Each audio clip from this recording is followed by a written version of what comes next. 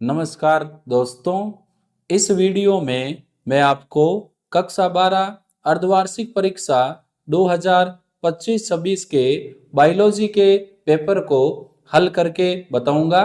Video आप and तक जरूर देखें। हम ले रहे हैं सबसे पहले मल्टीपल चॉइस क्वेश्चन और क्वेश्चन नंबर 1 है, निम्न में से किसके बीज में आपको स्कूलेटम मिलेगा? पपीता, कपास, नींबू, घास। राइट आंसर हो जाएगा दे घास। सेकंड क्वेश्चन है, निम्न में से कौन सा हार्मोन मानव अपरा द्वारा स्त्रावित नहीं होता है? तो देखो, एस्ट्रोजन, होमैन कोरियोनिक गोनाडोट्रोपिन हार्मोन और प्रोजेस्टेरोन हार्मोन मानव अपराध द्वारा स्त्रावित होते हैं। रिलैक्सिन हार्मोन जो है ये मानव अपराध द्वारा स्त्रावित नहीं होता है, ये जब डिलीवरी होती है तो उस समय स्त्रावित होता है। तो राइट आंसर हो जाएगा रिलैक्सिन हार्मोन। अगली स्लाइड ले रहे हैं, क्वेश्चन नंबर 3, परखनली शिशु प्रोग्राम में निम्न में से किस तकनीक का उपयोग किया जाता है? तो यहाँ पर राइट आंसर हो जाएगा अपने युग्मनज अंते डिंब वाहिनी स्थानांतरण, जाइगोट इंट्रा फेलोपियन ट्रांसफर। इसमें शुक्राणु और अंडाणु को पहले बार संलयित करवाकर युग्मनज बनाया जाता है और उस जाइगोट को महिला की फेलोपियन ट्यूब में ट्रांसफर किया जाता है। तो राइट आंसर हो जाएगा दे। किसी आनुवांशिक संकरण में पैदा होने वाली संततियों के सभी संभावित जीन प्रारूपों की प्रायिकता गणना के लिए बनाया जाने वाला आरेख जो है वो होता है पुनेट वर्ग आरेख, पुनेट स्क्वायर आरेख। राइट आंसर हो जाएगा से। अगला है, मनुष्य के डीएनए में पाए जाने वाले सार युग्मकों की संख्या है? तो इसमें आपके राइट आंसर हो जाएगा 3.3 इंटू 10⁹। तो अपने ऑप्शन जो बे है वो करेक्ट हो जाएगा। अगला है, होमो इरेक्ट्स के मस्तिष्क की क्षमता कितनी होती है? तो ये लगभग 1000 से 1200 सीसी के बीच में मानी जाती है। तो यहाँ पर ऑप्शन को अगर देखें तो अपने राइट आंसर हो जाएगा 900 सीसी। अगला क्वेश्चन है, एलर्जन के विरुद्ध बनने वाले एंटीबॉडी का प्रकार है? तो एलर्जन के विरुद्ध जो एंटीबॉडी बनता है वो है आईजीई। ऑप्शन जो दे हैं वो करेक्ट हो जाएगा।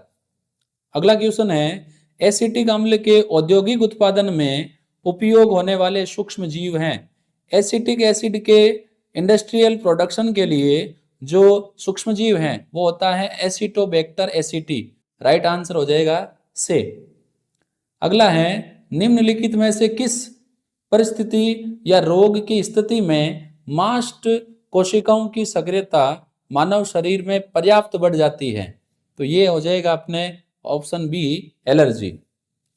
अगला क्वेश्चन है, कुछ जीवाणुओं के द्वारा उत्पादित बीटी विष के क्रिस्टल स्वयं उसी जीवाणु को नहीं मार पाते हैं क्योंकि जीवाणु बीटी विष के प्रति प्रतिरोधी होते हैं। बे विष इतना सक्षम नहीं होता कि वो जीवाणु को मार सके, विष अक्रिय अवस्था में होता है। और दे जीवाणु विष को एक विशिष्ट कैप्सूल में बंद करता है। तो यहाँ राइट आंसर हो जाएगा से, विष अक्रिय अवस्था में होता है। अगली स्लाइड ले लेते हैं, स्लाइड नंबर 3। देखो, मल्टीपल चॉइस क्वेश्चन नंबर 11 है, निम्नलिखित कथनों में परजीविता को कौन सा सबसे अच्छी तरह स्पष्ट करता है? इसमें एक जीव को लाभ होता है, दोनों जीवों को लाभ होता है, एक जीव को लाभ होता है दूसरा प्रभावित नहीं होता है, और एक जीव को लाभ होता है दूसरा प्रभावित होता है। सही आंसर हो जाएगा दे, क्योंकि परजीविता में एक जीव दूसरे जीव पर निर्भर करता है और इसमें परजीवी जो जीव है उसको लाभ होता है, लेकिन जिसके ऊपर वो परजीविता रखता है उसको हानि होता है। जैसे हमारे मानव में पाई जाने वाली जूं, ये मानव का रक्त चूसती है, इसमें मानव को नुकसान है, लेकिन जूं को क्या है फायदा। तो एक को लाभ है और दूसरा प्रभावित होता है। मलेरिया रोग का रोगजनक है प्लाज्मोडियम, राइजोबियम, मच्छर और साल्मोनेला। तो सही आंसर हो जाएगा प्लाज्मोडियम, इसका रोगजनक होता है। अब लेते हैं मल्टीपल चॉइस क्वेश्चन। ये है पोलन मदर सेल पराग मात्र कोशिका से माइक्रोस्पोर्स के निर्माण की प्रक्रिया खाली जगह विभाजन द्वारा होती है। तो यहां पर जो विभाजन का प्रकार है वो होगा अर्धसूत्री। अर्धसूत्री। अगला है एक शुक्राणु पूर्व कोशिका में गुणसूत्रों की संख्या होती है, तो ये तो आपको इजीली पता होगा कितनी होती है, 23। नेक्स्ट क्वेश्चन है लसिका अंग वह अंग है जिसमें लसिकाणु की उत्पत्ति परिपक्वन और खाली जगह होता है, तो इसमें आएगा प्रचुरोद भवन। प्रचुरोद भवन।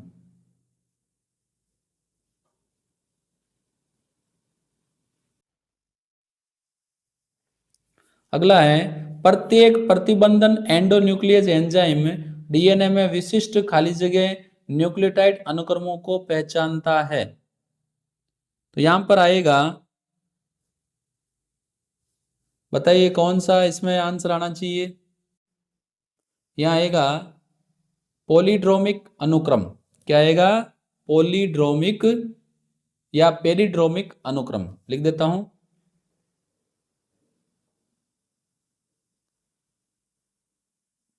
पॉलीड्रोमिक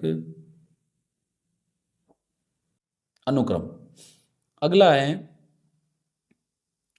प्रभाविता का नियम खाली जगह नामक वैज्ञानिक ने दिया था, तो ये तो आपको पता है ग्रेगर मेंडल, जिसने मटर के पौधों पर अपने एक्सपेरिमेंट किए थे, उसी ने प्रभाविता का नियम दिया था।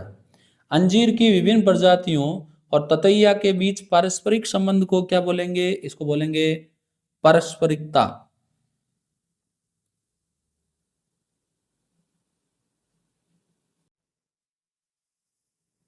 इसमें ततैया और जो अंजीर हैं इसमें दोनों को फायदा होता है।